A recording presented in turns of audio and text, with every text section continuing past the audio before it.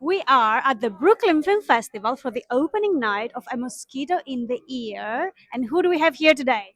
Nicola Rinciari, the director of the film. Hi, everybody. Buonasera. Buonasera. My name is Eirini.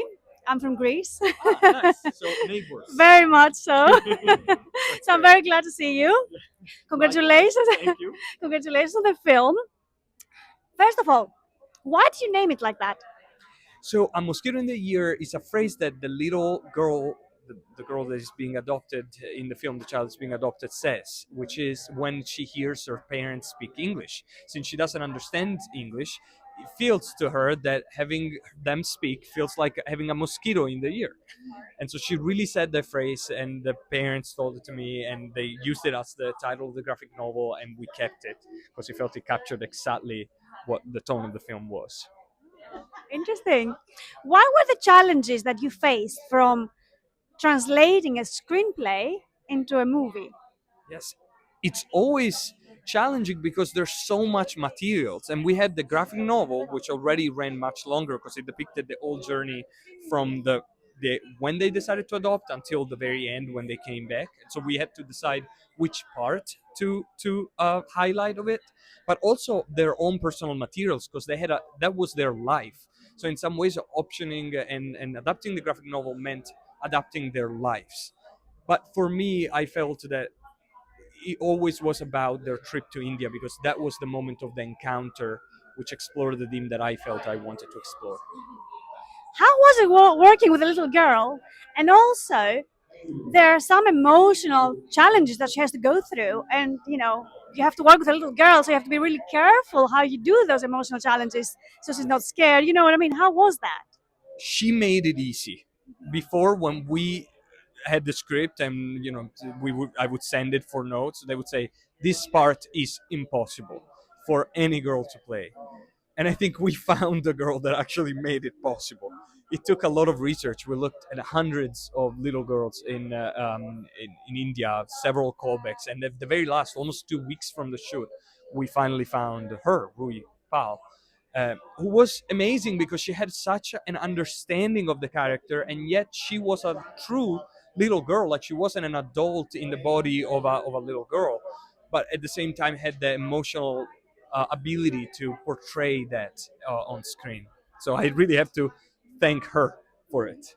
How did you cast for the rest of the people in the movie?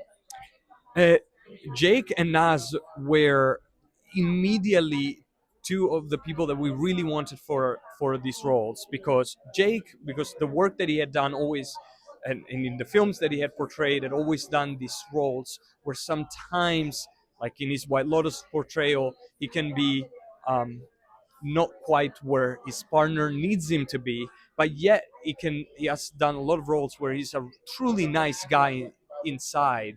And so we wanted to sort of marry the two and have him play someone who means well and is trying his best, but his best is like capped, or he thinks that's his best.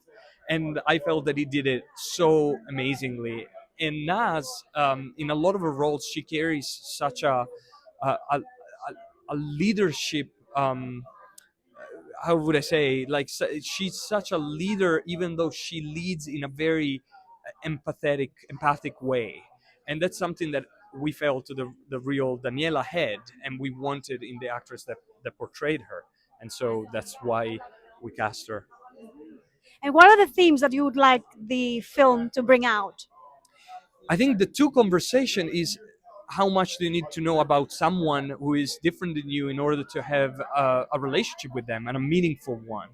And the other part is a reflection that I've made sometimes in my life that has been true for me. I'm not sure if it's true for everyone, that even in the most wonderful moments or for the most wonderful thing, you do let something go most of the time in order to be able to embrace them.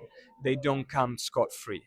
And that was something that was apparent in their story that I felt was true also throughout my life. And how was it filming in India? It was incredible and challenging because we shot during the summer, which was very hot over there, but incredible because it offers so much. I mean, first of all, the people that we worked with were incredible. La Sutra Film, Sunita, who is the helm of, and everyone there. A lot of heads of department are from over there. I don't think the film would be what it is without them. But also the place, like the colors, the smells, the sounds. It just immerses you in that story in a way that we couldn't have never done anywhere else. Thank you so much for speaking to me. Thank Thank you. you. It was great meeting you. Thank you, everybody.